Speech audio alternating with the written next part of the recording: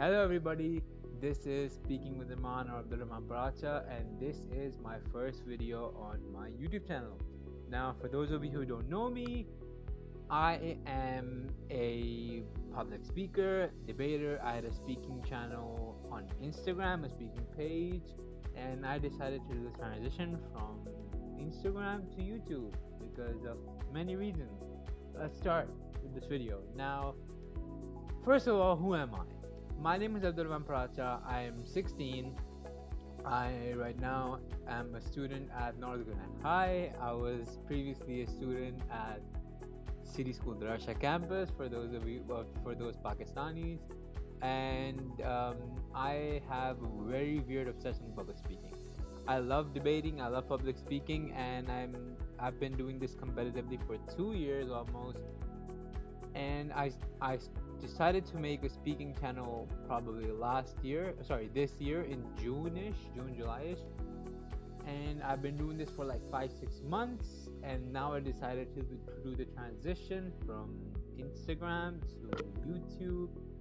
So let's get on, and I hope you guys enjoy this. Make sure to like and subscribe. We're back at the grind, and I did have a channel before, for those of you who recognize me, called Rehman Gaming, but now we're doing serious stuff.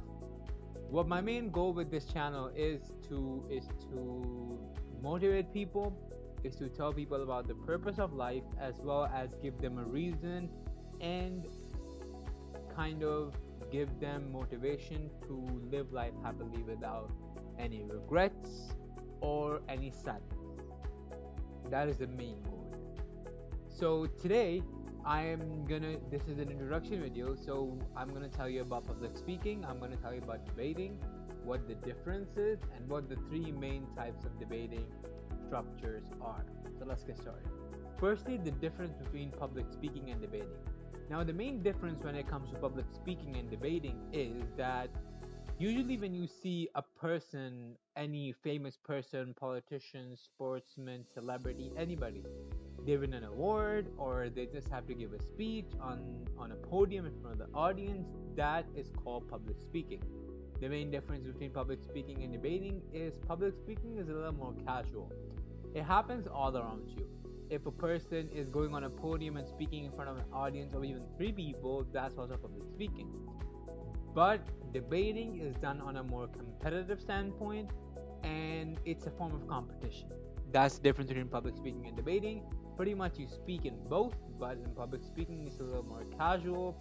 You speak in front of an audience, but you don't have a structure, if you could say, or it's just not a competition. That's the difference between debating and public speaking. Now let's move on to the main 3 types of competitive debating. These are on school and college level.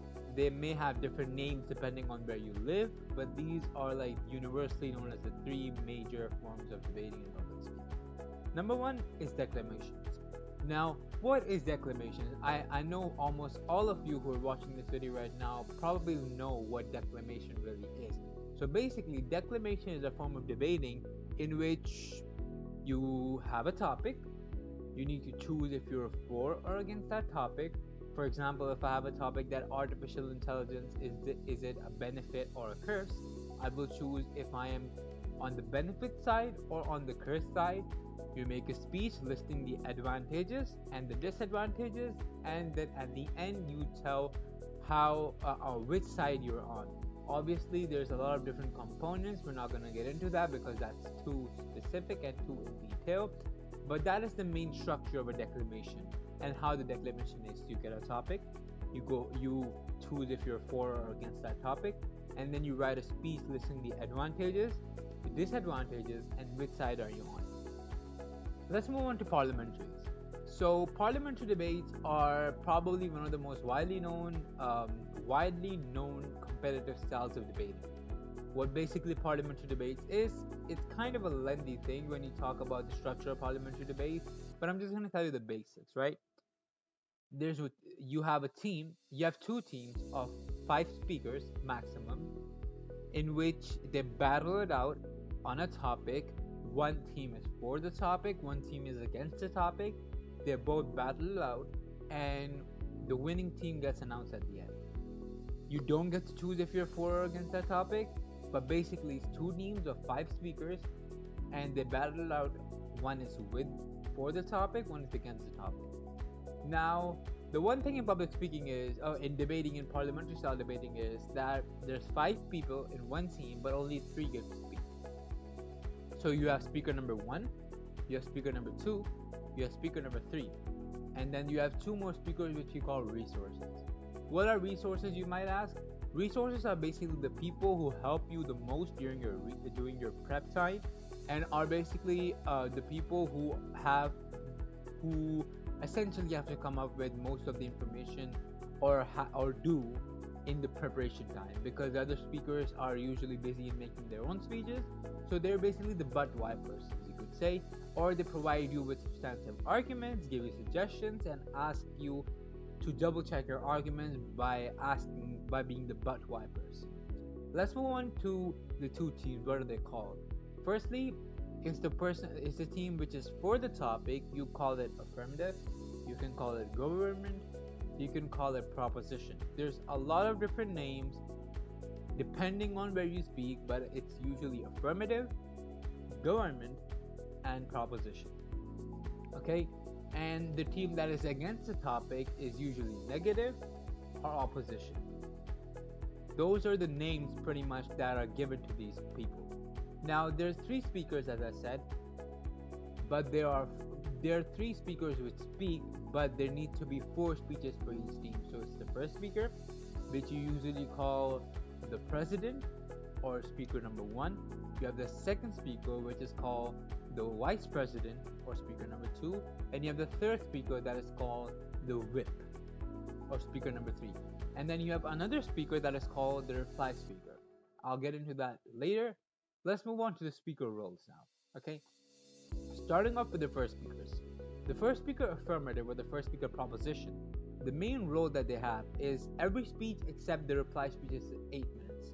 So in those 8 minutes, the first speaker proposition or the first speaker affirmative basically has to introduce their case, tell people their entire line of arguments, and basically give you the reasons why they think you should win this debate. They don't need to do any rebuttals.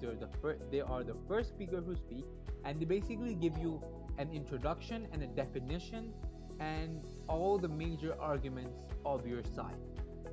That's speaker one's role in a nutshell. First speaker negative. It's a slight difference. What the main difference is that they spend 6 out of those 8 minutes telling people about their arguments and their side, but the other 2 minutes that are left are for rebuttals and as well as defending their case against the opposition. Because when the first speaker proposition comes into play, they list a number of arguments, and the first speaker opposition has to rebut those arguments and give substantive arguments against those. These are the first speakers in a nutshell. Now the second speakers, pretty much identical in the second speakers. So the second speaker, the role is that they usually divide their speeches into two halves of 4 minutes. In total, they have to speak for 8 minutes. But in those 4 minutes, the first 4 minutes, they complete the case for their side. Basically, the major arguments are being given by the first speaker, so the second speakers just complete the argument and give the last line of argument or the last few touches on their case, as well as the other 4 minutes are used to rebut the other speakers, the speaker before them. So the first speaker negative will rebut the first speaker first speaker affirmative. The second speaker affirmative will rebut the first speaker negative, and the second speaker negative will rebut the speakers before them. Pretty much that's it. That's the major role of the second speakers. They spend 8 minutes. They divide usually into two halves of 4 minutes, in which they complete their case as well as rebut the opponent's case. Let's move on to the third speakers. The third speakers pretty much are identical as well.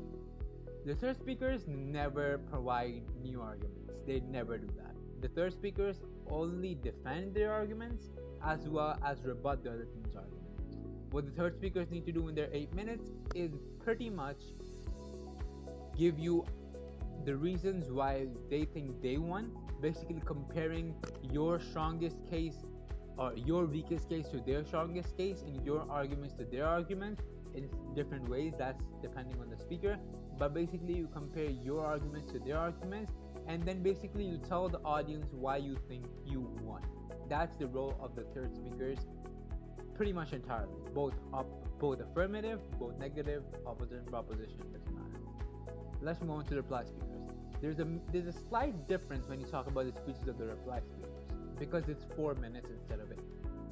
The reply speakers are just on 4 minutes instead of 8, and in those 4 minutes, basically they cannot add anything new. They just need to provide a summary of what happened and why they think they won.